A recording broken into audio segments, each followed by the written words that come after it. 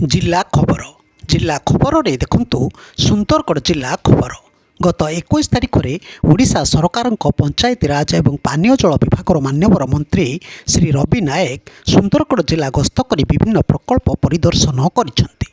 गस्त समय मान्यवर उपबाचस्पति ओडिशा विधानसभा श्री भवानी शंकर भोई, मुख्य उन्नयन अधिकारी श्री सुरंजन साहू, सदर उपजिल्लापाल श्रीमती तेजस्विनी बेहेरा, पूर्वतन विधायिका श्रीमती कुसुम टेटे उपस्थित थिले। एही अवसर में मंत्री करमडीह स्थित स्कूल प्रशिक्षण केन्द्र परिदर्शन करने सहित प्रशिक्षक छात्र छात्री मानक सह आलोचना करथिले। परे ग्रामीण शिल्प पार्क परिदर्शन करथिले। परिदर्शन समय सिलाई और पैकेजिंग यूनिट्र कार्य निरीक्षण करने सहित स्वयं सहायक गोष्ठीर सदस्य मानक सह आलोचना करथिले।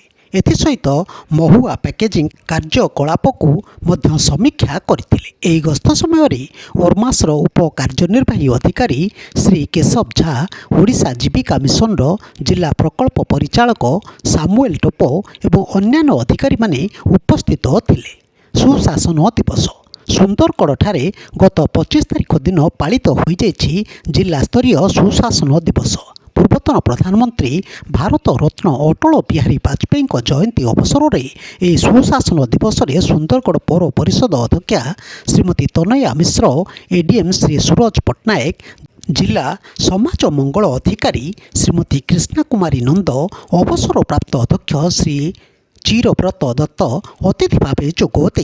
सरकारी स्वयंशासित महाविद्यालय अध्यापक श्री नूतन खमारी मुख्य वक्ता भाव जोगदे। कार्यक्रम प्रारंभ में अतिथि माने अटल बिहारी वाजपेयी फोटोचित्र में माल्यार्पण कर श्रद्धांजलि ज्ञापन करते। सुंदरगढ़ डीआईपीआरओ नंदिनी मुंडारी स्वागत भाषण देता बेले एडीएम श्री पट्टनायक वाजपेयी जी प्रति भक्तिपूत श्रद्धांजलि ज्ञापन करने सह तांकर जीवनी उपरे निजर वक्तव्य रखिथिले एवं सुशासन दिवसर महत्व उपरे आलोचना करथिले। एवं कार्यक्रम में पौर अध्यक्षा श्रीमती मिश्र वाजपेयी जी स्मृतिचारण करने सह तांको जीवन शैली, राजनैतिक जीवन, कार्यशैली, तांकर महान व्यक्तित्व उपरे आलोकपात करथिले। कार्यक्रम में मुख्य वक्ता श्री खमारी भारत रत्न अटल बिहारी वाजपेयी जीवनी, तांकर आदर्श, लोकमुखी शासन व्यवस्था, नीतिमूलक नेतृत्व, राष्ट्रहित और राष्ट्र सुरक्षा एवं तांकर साहित्य सृष्टिर विभिन्न दिग उपरे आलोकपात करथिले। एही अवसर में गाल्पिका डॉक्टर सुप्रिया पाल, कवि श्री गणेश त्रिपाठी एवं गाल्पिका लोपामुद्रा मिश्र संयोजन में एक कविता आसर अनुष्ठित होइथिला। कवि माने निज निजर कविता पाठ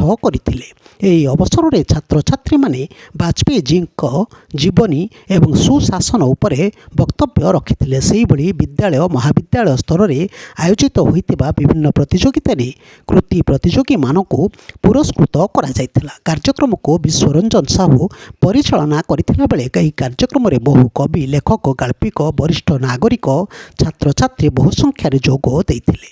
सुंदरगढ़ दिवस पई प्रस्तुति आसंता जानुआरी 1 हेउची सुंदरगढ़ जिला प्रतिष्ठा दिवस। यही उपलक्षे सुंदरगढ़ नारी कल्याण केन्द्र पड़िया ठारे जानुआरी 1 और 2 तारिख में सुंदरगढ़ दिवस आयोजित हेबो। यही अवसर में जानुआरी 1 तारिख में सहर मध्य एक सांस्कृतिक कार्यक्रम सहित सांस्कृतिक शोभायात्रा आयोजन नहीं स्थानीय सद्भावना भवन ठारे आज एक बैठक अनुष्ठित हो जाएगी। जानुआरी 1 तारिख सकाळ 8टा समय समलेई मंदिर ठारे पूजार्चना कर एक वर्णाढ्य शोभायात्रा आरंभ हो।